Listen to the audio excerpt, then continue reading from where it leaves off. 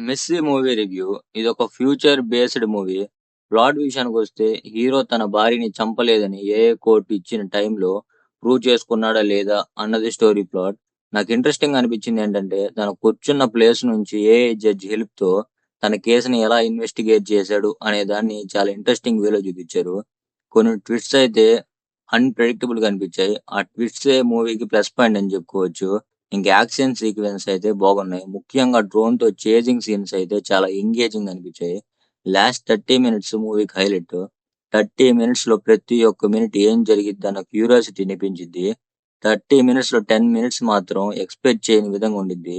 దీనిలో నాకు నచ్చంది ఏంటంటే ఫస్ట్ హాఫ్‌లో futuristic AI investigation, drone chasing scenes తప్ప చెప్పుకోతగ్గంత ఏమీ లేదు. సెకండ్ హాఫ్ గూడా లాస్ట్ 30 మినిట్స్ తప్ప పెద్దగా క్యూరియాసిటీని పెంచే సీన్స్ అంతగా లేవు. ఇంకా బీజీఎం అయితే నాకు నచ్చింది. ప్రతి ఒక్క సీన్‌కి సింక్‌లో ఉంది.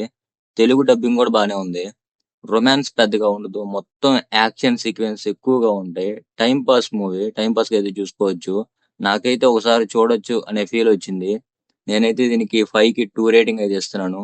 మీరు గనక చూస్తుంటే మీ ఒపీనియన్ కింద కామెంట్ చేయండి. నచ్చితే లైక్ చేయండి, సబ్స్క్రైబ్ చేయండి, బెల్ ఐకాన్ ఆన్‌లో పెట్టుకోండి.